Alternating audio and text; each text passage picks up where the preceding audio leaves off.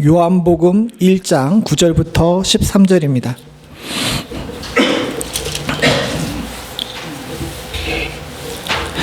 요한복음 1장 9절부터 13절 한 절씩 같이 교독하겠습니다. 제가 먼저 9절 봅니다. 참 빛 곧 세상에 와서 각 사람에게 비추는 빛이 있었나니 세상에 계셨으며 세상은 그로 말미암아 지은 바 되었으니 세상이 그를 알지 못하였고 자기 땅에 오매 자기 백성이 영접하지 아니하였으나 영접하는 자 곧 그 이름을 믿는 자들에게는 하나님의 자녀가 되는 권세를 주셨으니 함께 읽겠습니다. 이는 혈통으로나 육정으로나 사람의 뜻으로 나지 아니하고 오직 하나님 여호와께로부터 난 자들이니라. 아멘. 이 굉장히 짧은 이 본문 하나가 여러분 생각보다 참 많은 이야기를 담고 있습니다.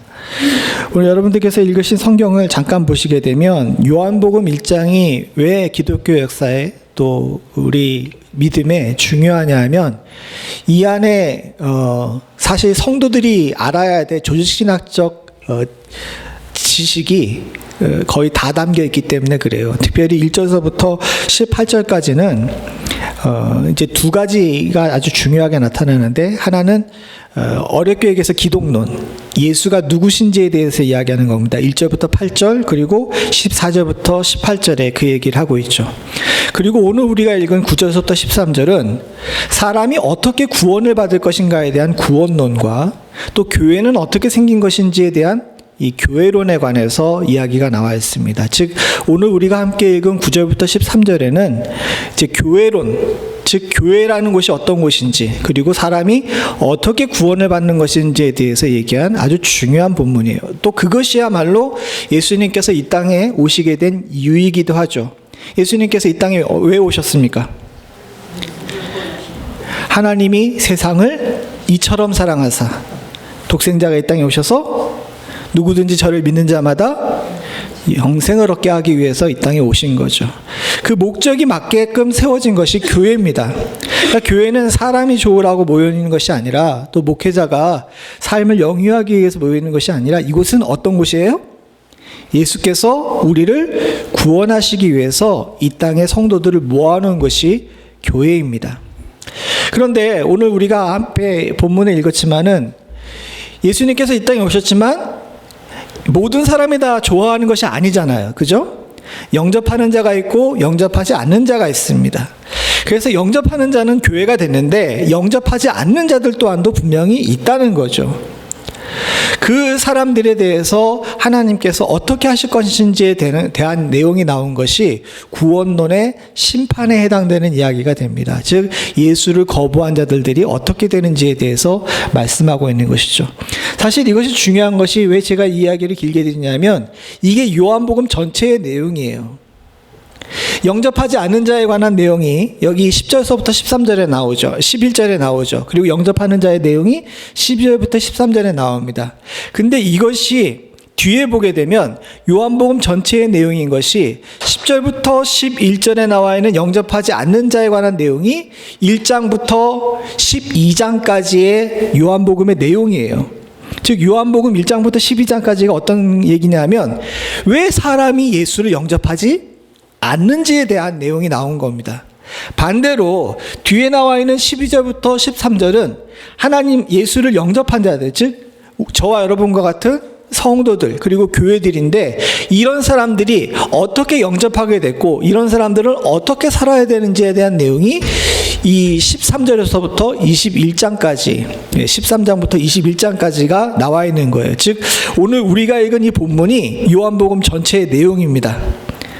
그렇다 그래가지고 오늘 요거 읽었다고 요한복음 다 읽었다 그러고 안 읽으시고 그러시면 안 돼요. 내용이 사사한 내용이 나오지만은 요약을 하게 되면 그렇다는 거예요.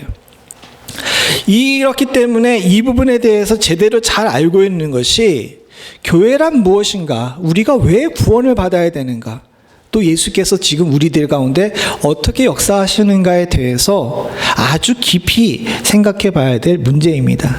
짧고 어떻게 보게 되면 몇 마디 안 되는, 몇 문장 안 되는 성경이지만 이 성경이야말로 우리의 삶에 있어서 정말 생과 사를 가르는 문제라는 사실을 여러분들이 아시고 이 말씀에 접근해 주시면 감사하겠습니다. 제일 먼저 우리가 알아야 될 것이 있는데 뭐냐면 세상에 예수께서 계신다는 거예요. 오늘 9절부터 10절 앞부분에 보게 되면 참빛 곧 세상에 와서 각 사람에게 비추는 빛이 있었다. 이건 누굴 얘기하는 것이죠? 예수님이에요. 그 빛은 예수님이라고 우리가 지난주에 함께 얘기했잖아요. 근데 그 다음에 10절 앞부분에 보게 되면 그가 세상에 계셨으며 라고 나옵니다. 근데 이 계셨으며 라는 내용이 뭐냐 하면 그냥 있다가 가셨다는 내용이 아니라 다른 성경 번역본은 있지만 이 땅에 오셔가지고 어떻게 된다는 거예요? 지금도 여전히 계시고 계신다는 내용입니다. 이게 왜 중요하냐 하면 요한복음이 썼던 당시에 대한 이야기를 지난주에도 말씀드렸지만 이때 당시에 이제 박해가 시작됐거든요. 그러다 보니까 박해당하면서 누가 자꾸 순교를 해요? 사도들이 순교를 하기 시작합니다. 교회 지도자들이 순교하기 시작해요. 그러다 보니까 성도들이 생각할 때 오늘날로 얘기하게 되면 목회자들이 자꾸 죽어 넘어간단 말이에요. 그리고 사도들이 죽어 넘어가요. 그러다 보니까 이들의 마음 가운데 어떤 마음이 생기겠습니까? 두려움이 생기죠. 더군다나 이들 가운데 많은 사람들은 예수님이 진짜 이 땅에 계셨던 것을 알고 있어요.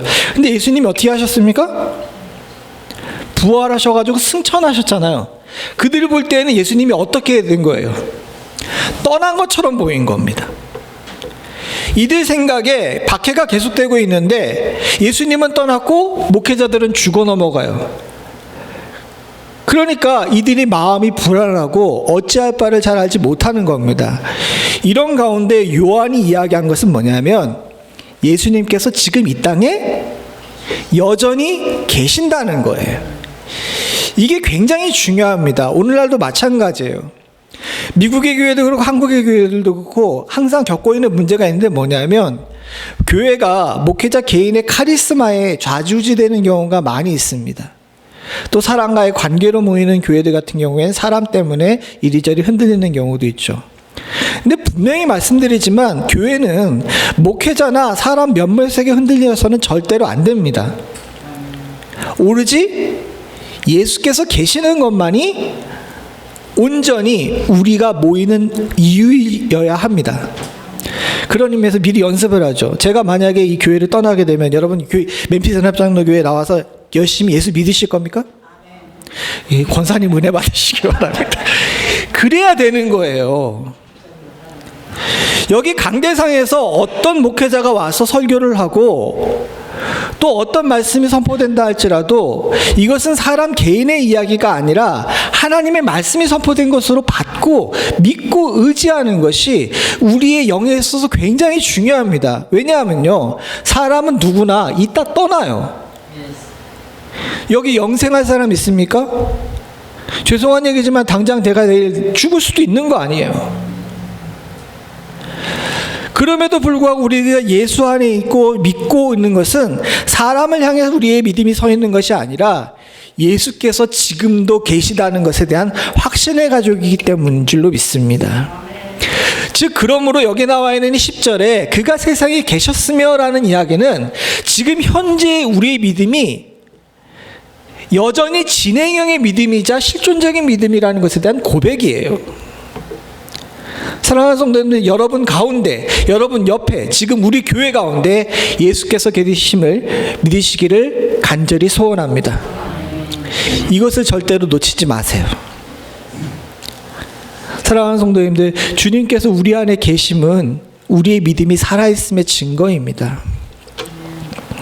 그리고 이 믿음이 예수께서 이 땅에 계심에 대한 확실한 증거가 무엇이냐 하면 바로 말씀이에요. 요한일서 2장 8절 같이 한번 봅니다. 시작. 내가 너희에게 새 계명을 쓰노니 그에게와 너희에게 참된 것이라. 이는 어둠이 지나고 참 빛이 벌써 비침이니라. 예수께서 이 땅에 계신다라고 이야기하는데 예수님께서 실제 보이지 않으시잖아요. 그런데 예수님의 계심에 대한 확실한 증거가 무엇이냐면 여기 나와 있는 이 새 계명입니다. 신약 자체가 뭡니까? 새로운 약속이라는 뜻이고 새로운 계명이라는 뜻이죠. 즉 하나님의 말씀이, 우리가 보고 있는 이 성경의 말씀이 곧 예수 그리스도예요. 우리가 1절서부터 8절까지 보셨지 않습니까? 거기서 예수님은 뭐라고 표현해요? 태초에 말씀이 계시니라 라고 이야기하면서 예수님과 이 말씀을 동일시했습니다. 요한일서 2장 8절에 이야기한 것처럼 이 말씀이 우리 안에 있고 우리가 말씀을 사모하고 말씀을 보고 말씀을 사랑하면 예수를 사모하고 예수를 사랑하고 예수를 따르는 겁니다. 그래서 교회는 아까 전에 말씀드린 것처럼 사람을 중심으로 서 있는 것이 아니라 뭘 중심으로 서 있어야 됩니까? 말씀을 중심으로 서 있어야 돼요. 그래야 건강한 교회이고 온전한 교회인 줄로 믿습니다. 목사가 만약에 강대상에서 이 말씀 이외에 다른 이야기를 하기 시작하게 되면 여러분 그 붙어서 싸우지 마시고 속으로 생각하세요. 따라해 보십시오. 저 사람 다 됐다. 왜 안 따라해? 목사가 강대상에 서서 성경 이외에 다른 이야기를 하면 다 된 거예요. 오로지 강단에서는 말씀만 선포되고 말씀만이 증거되고 말씀만이 드러나야 됩니다. 왜? 이게 곧 우리 주 예수 그리스도시고 그분이 지금 여기 계시기 때문이에요. 사랑하는 성도님들과 저는 이것을 믿고 확신할 수 있기를 소원합니다. 그래서 오늘 장로님께서 기도하셨지만 목사가 성경 온전히 보고 성경 제대로 가르치는 건 굉장히 중요해요. 이건 저와 여러분들 모두가 살기 위해서 반드시 필요한 일입니다. 앞으로도 여러분들 성경 이외의 것들을 성경보다 더 사랑하시지 않으시기를 간절히 부탁을 드립니다. 그리고 이제 직접 나가서 이 영원히 계시는, 지금 우리 안에 계시는 예수 그리스도가 우리 안에 있는데 아까 전에 말씀드린 것처럼 영접하지 않는 자와 영접하는 자 둘로 나뉘더라는 거예요. 그 중에 영접하지 않는 자를 먼저 봐야 됩니다. 사실 오늘 성경에 나와 있는 이 뒤에 나와 있는 1장서부터 12장까지 내용을 보게 되면 세상과 유대인들이 영접하지 않았어요. 근데 오늘 본문을 잘 보게 되게 되면 10절, 11절 같이 한번 보죠. 시작. 그가 세상에 계셨으며 세상은 그로 말미암아 지은 바 되었으니 세상이 그를 알지 못하였고 자기 땅에 오매 자기 백성이 영접하지 아니하였으나. 묘하게 두 개가 다릅니다. 여기 써 있는 제가 여기 헬라어를 쭉 다 얘기는 하지 않지만은 헬라어도 달라요. 그 앞에 나와 있는 거 보게 되면 세상이잖아요. 밑에 11절은 뭡니까? 자기 땅이에요.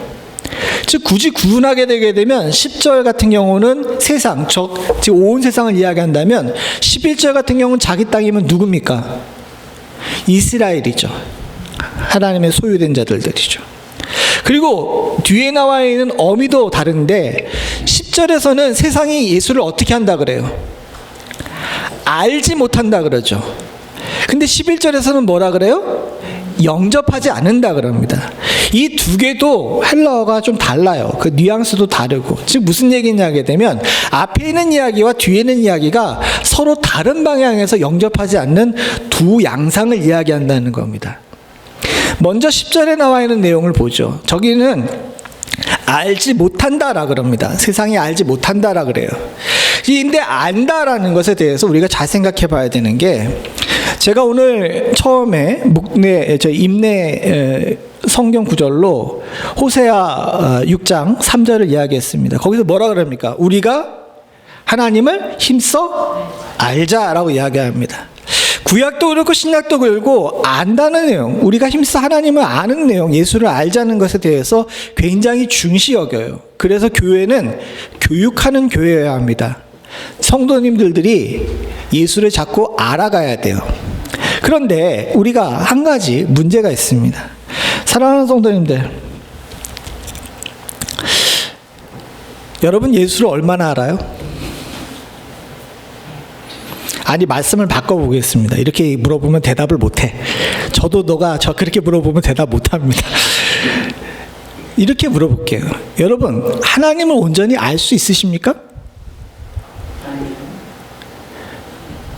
이건 답이 확실한데? 몰라요. 우리 인간의 머리로는 하나님을 담을 수가 없습니다. 근데 왜 힘써 알자라고 이야기했을까요?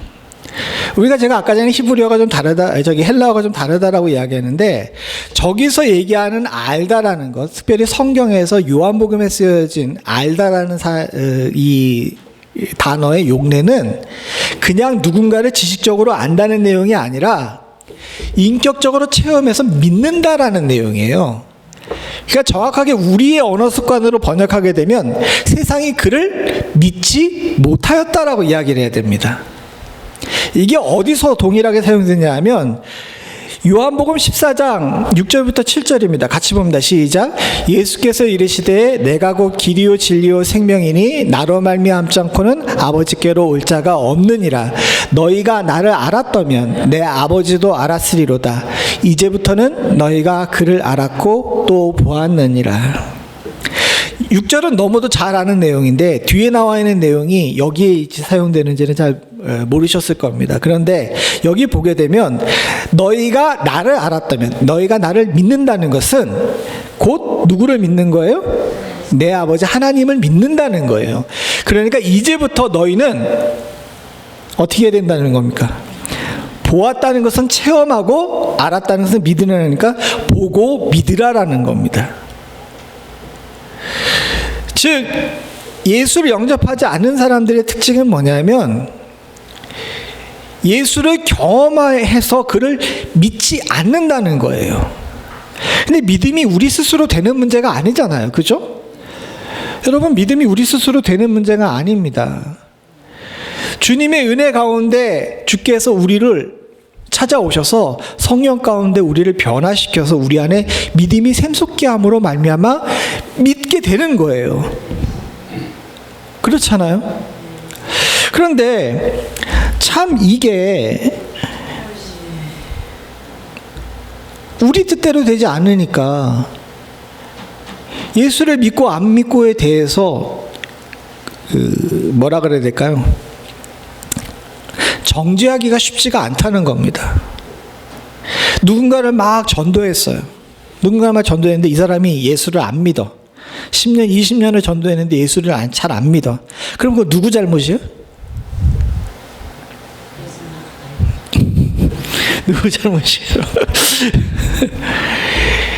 네, 이 부분에 대해서 우리가 분명히 알아야 되는 게 구원론에 관해서는 누구의 잘잘못을 따지는 것이 아니라 하나님의 소관이에요.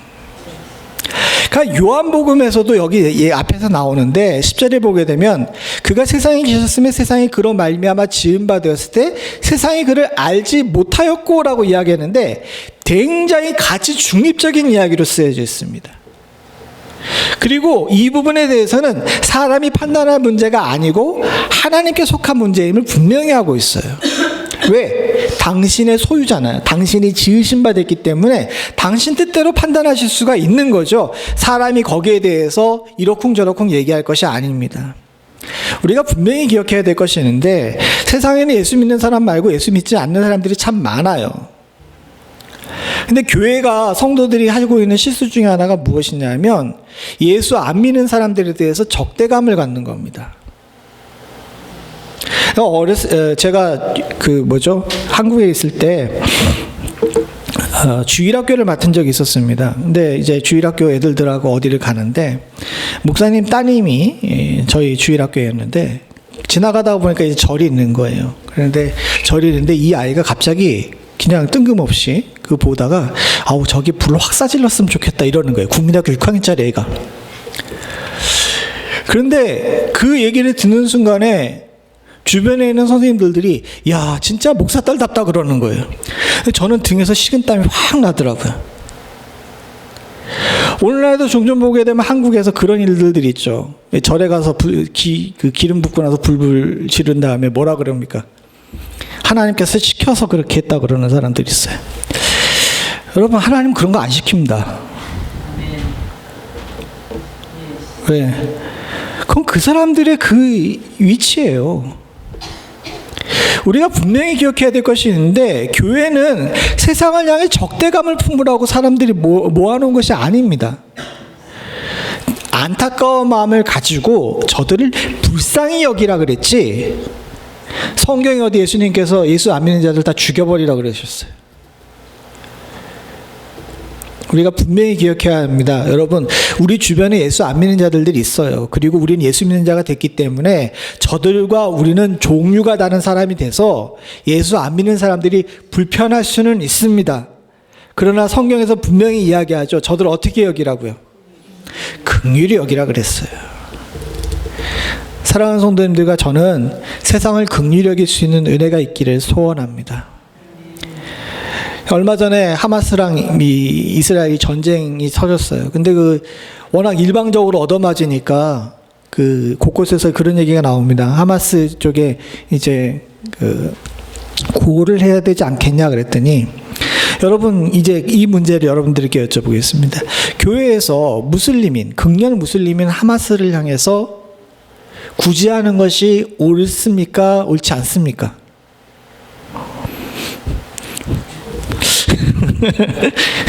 숙제예요. 집에 가서 곰곰이 생각해 보십시오.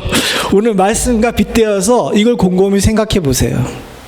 사랑하는 성도님들, 교회는 담을 허는 곳이지 담을 쌓는 곳이 아니에요. 그리고 그것에 대한 판단은 우리의 소관이 아니라 하나님의 소관입니다. 또한 영접하지 않은 자 두 번째, 제대로 돌아와서 영접하지 않은 자 두 번째가 있는데, 그것이 뭐냐면 자기 땅에 오매 자기 백성이 영접하지 않는 거예요. 이건 조금 앞에와 양상이 다릅니다. 저 사람들은 세상이기 때문에 그럴 수가 있는데, 요 밑에 있는 11절 같은 경우는 어떤 문제냐면, 하나님이 내 거라고 했는데 내 거가 어떻게 하는 거예요? 즉 거부하는 거예요. 그래서 이 부분에 대해서 요한복음 4장 44절에 이런 얘기가 나오죠. 시작. 친히 증언하시기를 선지자가 고향에서 높임을 받지 못한다 하시고, 예수님께서 나사렛에 가는데 나사렛에서 어떻게 한 겁니까? 예수를 어떻게 한 거예요? 이제 거부하고 막 미친 사람이라고 막 그랬거든요. 근데 이것에 빗대어서 나온 것이 뭐냐면 이사야 1장 2절부터 3절입니다. 같이 보죠. 시작. 하늘이여 들으라, 땅이여 귀를 기울이라. 여호와께서 말씀하시기를 내가 자식을 양육하였거늘 그들이 나를 거역하도다. 소는 그 임자를 알고 나귀는 그 주인의 구유를 알건만은 이스라엘은 알지 못하고 나의 백성은 깨닫지 못하는도다 하셨도다. 앞에 있는 사람들과는 다른 문제입니다. 무슨 얘기냐 하게 되면, 물론 이제 다른 교단에서 오신 분들께서는 조금 이상하게 생각할지 모르지만 장로교단은 예정서를 믿어요. 예정서는 뭡니까? 구원받을 자를 누가 택하시는 거예요? 하나님께서 이미 택하셔가지고 그들을 부르시는 거죠. 근데 주님께서 이 땅에 오셔서 택함받은 자를 불렀어요. 택함받은 자들이 예수님께서 오셔가지고 부르니까 다 아멘 하고 따라갑니까? 이게 아니라는 겁니다. 다 따라오면 좋겠지만 개 중에 안 가겠다고 버티는 사람이 있어요. 이런 사람들은 어떤 사람들이죠? 자기 것인데 영접하지 않는 자들이에요. 이런 자들은 어떻게 됩니까? 예, 이때 하나님께서 때리시는 거예요. 왜? 하나님은 자기 것을 갖다가 다른 것들이 뺏어가는 것을 절대로 용납하시지 않는 분이시거든요. 참 안타깝게도 하나님의 것인데, 하나님의 소유인데 그의 말을 듣지 않으면, 여기 이사야 선지자가 얘기한 바에 따르게 되면 뭐만 못한 겁니까? 짐승만도 못한 것이 되는 거죠. 그러니까 짐승이 말을 안 듣고 주인을 제대로 안 따라가면 어떻게 합니까? 때리죠. 제자리를 가라고 때립니다. 이게 제가 만든 이야기가 아니라 이사야서 뒤에 1장서부터 시작해서 5장까지 그 내용이 쭉 나와요. 말을 안 들어가지고 하나님께서 때리시는 내용이 나옵니다. 오늘 여기도 마찬가지예요. 요한이 말씀을 쓴 이유 중에 뭐냐면, 하나님의 말씀을 듣고 구원을 얻어야 될 당연한 하나님의 백성이 하나님을 영접하지 않게 되면 어떻게 되는 겁니까? 예수를 영접하지 않게 되게 되면 거기에 대한 대가를 치르게 되는 거예요. 아파요. 괴롭게 되는 겁니다. 그러니까 주님께서 부르실 때, 아, 주님이 나를 부르는구나 싶으면 어떻게 됩니까? 버티지 말고 따라가야 돼요. 버팀은 괴로워집니다. 이렇게 영접하지 않는 자, 예수를 믿지 않는 자는 두 종류가 있는 거예요. 원래부터 하나님의 택함을 받지 못한 자들, 그리고 택함을 받았는데도 불구하고 거부하는 자들입니다. 그 둘을 향해서 하나님께서 하시는 방법이 달라요. 그냥 놔두시는 거고요. 어떻게 합니까? 때려서라도 데려오시는 거죠. 이 두 개가 혼재되어 있기 때문에 우리가 자꾸 안 믿는 자들 향해서 하는 행동들이 이제 혼란스러운 것 뿐입니다. 이걸 잘 구별할 줄 알아야 돼요.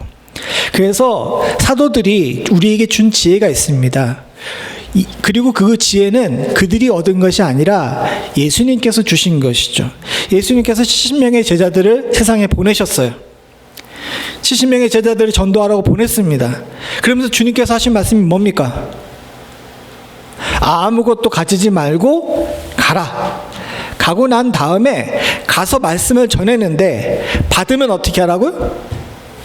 받으면 축복이고 받지 않는 사람에게 어떻게 하라 그럽니까? 먼지를 털고 돌아서라 그래요.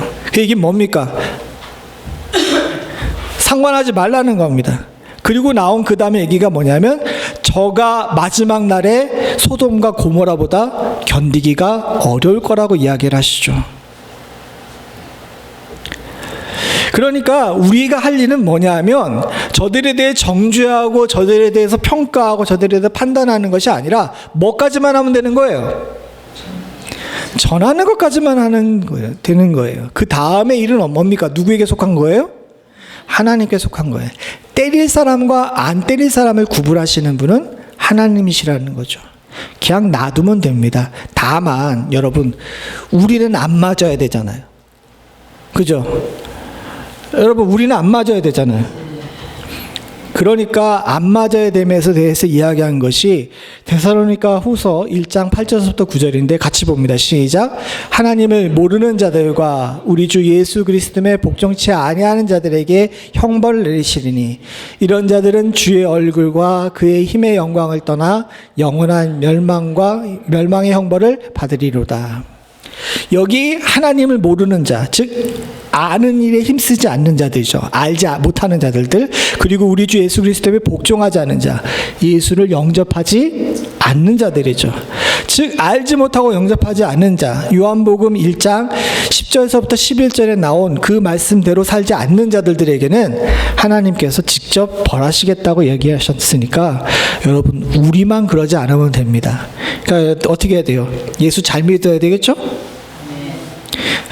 이렇게 얘기했는데 이럴 때 예수 잘 믿어야 되겠죠? 그럼 어떻게 얘기하셔야 됩니까? 아멘. 그래요. 이렇게 해야 되는 거예요. 우리의 믿음대로 고백대로 살게 될 줄로 믿습니다. 저는 소망이 있다면 다른 소망이 아니에요. 뭐 누군가는 예비엔피스전 협장노교회가 크게 부흥하고 또는 제가 또 큰 목사가 되라는데 큰 목사가 뭔데? 제가 우리 와이프한테도 동일한 얘기했다가 뭔 사람이 그렇게 희망이 없냐 쪼잔하냐 이런 얘기를 들었던 이야기가 있는데 그때 전도사 했는데 사모가 물어보더라고요. 전도사님은 장래 희망이 뭐냐고 물어보더라고요. 그래서 제가 뭐라고 대답했냐면 누구든 한 사람이라도 천국 가서 얼굴 하는 사람 만났으면 좋겠다 그랬어요. 그거면 되죠. 여러분 제 소망은요 여기 앉아 계신 모든 분들을 저 하늘나라 가서 얼굴 보기를 원합니다. 그렇게 되는 것이 우리들의 온전한 바람 될 수 있기를 간절히 소원합니다. 반대로 이제 우리가 중요한 것이 있습니다. 이게 뭐냐 하면 영접하는 자예요. 영접하는 자는 곧 교회입니다. 이것도 두 개로 나눌 수가 있는데 첫 번째 영접하는 자 곧 그 이름을 믿는 자들에게는 하나님의 자녀되는 권세를 주었다 그랬습니다. 여러분 교회는 자녀의 집합체예요. 그래서 원래 우리는 직분으로 부르지만은 형제와 자매라고 부르는 것은 뭡니까? 하나님 아버지 되시는 그분 밑에서 우리가 다 뭡니까? 형제 자매이기 때문에 그러는 거예요. 먼저 믿고 늦게 믿은 것으로 형제가 이렇게 되는 것이 아니라 주 안에서 우리는 동등한 형제입니다. 그래서 로마서 8장 15절부터 17절에 이걸 좀 풀어서 이야기를 했는데 15절부터 16절까지만 읽겠습니다. 17절은 말고요. 위에 있는 두 개만 있습니다. 시작. 너희는 다시 무서워하는 종의 영을 받지 아니하고 양자의 영을 받았으므로 우리가 아바 아버지라 부르짖느니라. 성령이 친히 우리의 영과 더불어 우리가 하나님의 자녀인 것을 증언하시나니. 교회에 나오게 됐을 때 우리가 한 가지 중요한 게 있습니다. 여러분들이 교회에 나오고 성도된 것은 누가 판단하시는 거예요? 아까 얘기했지만 하나님께서 판단하신 거예요. 그렇기 때문에 우리가 주의해야 될 것이 있습니다. 교회에 오게 되면 참 다양한 사람들이 있게 돼요. 그죠? 예전으로 따지게 되면 왕도 있고 왕족도 있고 귀족도 있고 평민의 노예까지 있었습니다. 그러나 적어도 교회라는 테두리 안에서 하나님 안에서는 이 모두가 다 왕이 됐던 노예가 됐던 다 뭡니까? 형제예요. 옛날 사람들도 그런 정신으로 살았는데 오늘날에 와서는 그렇게 하지 않는 경우가 많아요. 왜? 교육 수준이나 생활 수준이나 또는 오래 신앙생활 했는지 안 했는지에 따라 가지고 교회 안에서도 이렇게 그룹이 뭉치는 경우가 많이 있잖아요. 이건 절대로 해서는 안 되는 일이라는 사실 여러분들 꼭 잊으시지 않기를 간절히 바랍니다. 사실은 전 박사학위 논문은 소그룹으로 썼어요. 교회 안에서 소그룹 운동을 어떻게 할 것인지에 대해서 이야기했습니다. 제가 그것만 박사학위 그거 논문 쓰느라고 연구한 기간도 또 읽었던 책들도 엄청나게 많아요. 근데 여러분, 제가 우리 교회에 와서는 소그룹 만드는 일에 우리 장로님들 아시지만 그렇게 적극적이지가 않아. 왜 그럴까요? 소그룹이 여러 가지 부분에서 교회를 활성화시키고 교회를 건강하게 만들고 교회를 부흥시키게 만드는데 아주 유용한 도구이긴 하지만 반대로 때에 따라서는 그것이 편을 가르고 나누고 서로를 평가하는 방법이 되는 경우가 많기 때문에 그렇습니다. 사랑하는 성도님들, 바라고 소원하기는 교회 안에 나와 성격이 안 맞고 나와 대화하는 것과 단어 선택이 다르며 판단이 다른 사람이 들어온다 할지라도 그가 예수를 믿고 하나님을 인정하고 예수를 주로 고백하는 사람이라면 형제로 받으실 수 있는 은혜가 있기를 간절히 소원합니다. 여러분들 자녀를 키워보시면 알겠지만 자녀를 둘 이상 키우게 되면 얘들이 정말 내 뱃속에서 나온 것인지 내 씨가 맞는지 그 이상하게 생각될 때가 많아요. 그렇지 않습니까? 여러분 둘이 똑같아요? 첫째랑 둘째가 있는데 첫째랑 둘째랑 똑같아요? 아니죠. 첫째는 첫째대로, 둘째는 둘째대로, 셋째는 셋째대로 너무너무 달라. 그래서 항상 궁금하죠. 이건 도대체 어떻게 된 일이지? 나와 우리 아내 사이에서 나왔다면 이런 상황이 생길 수가 없는데 어떻게 같은 집에서 같은 부모 밑에서 같은 밥을 먹고 자라는데 같은 지역에서 같이 자라는데 어떻게 이런 서로 다를 수가 있을까라고 이야기하는 경우가 많아요. 근데 여러분, 제가 여러분들께 여쭤보겠습니다. 여러분들의 자녀가 그렇게 다르다고 여러분들이 넌 내 아들 내 딸 아니야 라고 이야기하실 겁니까? 아니죠. 왜? 내 딸과 내 아들은 변함이 없거든. 우리 주님께도 마찬가지입니다. 성령께서 친히 인정하시고 하나님의 자녀인 것을 증언하고 있는 우리 모두는 너무너무 달라도 다 한 아버지 밑에 있는 것이에요. 그죠? 여러분, 그러니까 그냥 하나님의 자녀 됐다는 것 하나만으로 만족하시고 서로를 받으실 줄 아는 지혜 또한도 가지시기를 바랍니다. 그게 예수님께서 이 땅에 오셔서 이루시길 원하시는 화목이에요. 막힌 담을 헐러 오셨다고 이야기했는데 하나님과 사람 사이에 막힌 담을 허심과 동시에 사람과 사람 사이에 막힌 담을 그 방법으로 허시고 계시는 겁니다. 여러분들 주변을 보세요. 딱. 나 내 마음에 드는 사람들 보지 말고 내 마음에 안 드는 사람을 봐야지. 여러분들의 형제와 자매입니다.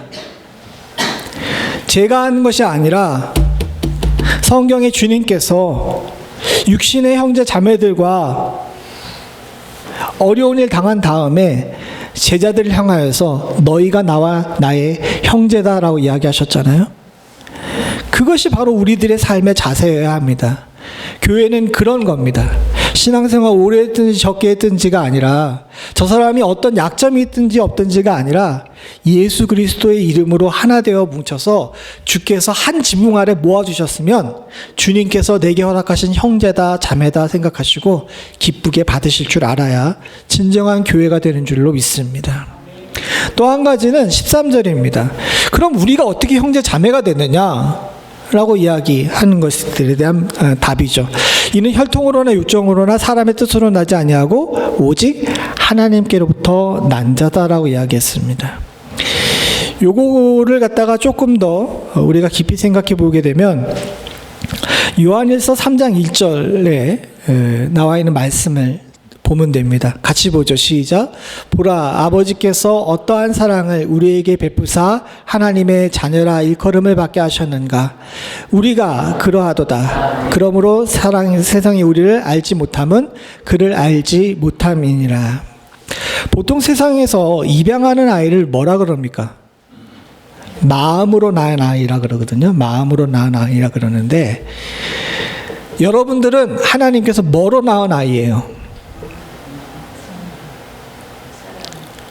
여기 답이 나와 있잖아. 하나님께서 여러분들 뭐로 낳으셨어요? 사랑으로 낳으셨어요. 그래서 성도는요, 하나님이 사랑으로 낳은 자녀입니다. 여러분, 이 얘기가 얼마나 위로가 되는지 몰라요. 이 요한복음 아까 전에 말씀드린 것처럼 교회가 굉장히 어렵고 성도들이 굉장히 피곤하던 때에 주신 말씀이거든요. 그런데 이 성도들에게 너희들은 하나님께서 택하셔서 하나님께서 부르셔서 하나님이 사랑으로 낳은 하나님의 귀한 아들, 딸들이다 라고 지금 말씀해 주고 계시는 겁니다. 오늘 우리에게도 마찬가지예요. 사랑하는 성도님들, 여러분들은요, 저는요, 그 누구도 함부로 대할 수 없는 자들입니다. 왜? 제가 요즘 이렇게 머리가 벗겨지고 이렇게 영 이상해져 간다 할지라도 가끔 제가 어렸을 때 사진을 보면 이렇게 잘났던 인물이 다 어디 갔나 이런 생각이 들 때가 있거든요. 그렇다 하더라도 여러분, 전 누구예요? 하나님 자녀예요. 하나님이 사랑으로 낳은 아들이에요. 그러니까 세상이 저를 함부로 할 수 없습니다. 마찬가지입니다. 여러분, 스스로 여러분들의 가슴에 손을 얹어 보십시오. 난 누구 아들?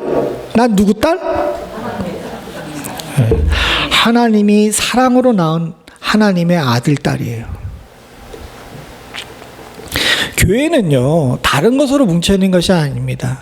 우리가 이제 조금 이따 공동회의 때 뭐 물질에 관한 이야기도 하겠지만은, 사실 이 땅에 현재 존재하기 때문에 건물이라는 것도 물질이라는 것도 제도와 조직도 필요합니다. 그러나 그거보다 더 중요하고 더 근원적인 것은, 교회는 하나님이 사랑으로 낳은 아들, 딸들이 모여 평등하게 예수 그리스도를 바라보고 주의 말씀을 사모하는 곳이에요. 아멘. 이게 교회론의 베이직입니다. 이것 외에 다른 목적으로나 다른 방법으로나 교회가 모여 있다면 그건 교회가 아니에요. 또 교회가 예수 그리스도가 사랑으로 낳은 아들들을 차별하거나 상처 주거나 판단하는 것 또한도 주님께서 반드시 경계해야 될 일이라고 경고하신 일임을 기억하셔야 될 줄로 믿습니다. 가끔 우리 교회 문을 어떤 사람이, 우리가 전혀 원치 않았던 사람이 문을 열고 들어온다 할지라도 여러분 어떻게 하셔야 돼요? 어떻게 하셔야 돼요? 예, 사랑으로 아들, 딸 왔구나라고 생각하셔야 됩니다. 주님께서는 탕자의 비유를 이야기하셨습니다. 둘째 아들이 다 가지고 가가지고 거지꼴이 돼서 돌아왔어요. 아버지 된 하나님께서는 둘째 아들이 거지꼴에 냄새나고 볼품이 없어도 달려가 안아주십니다. 근데 항상 문제는 뭡니까? 첫째 아들이죠. 첫째 아들이 문제입니다.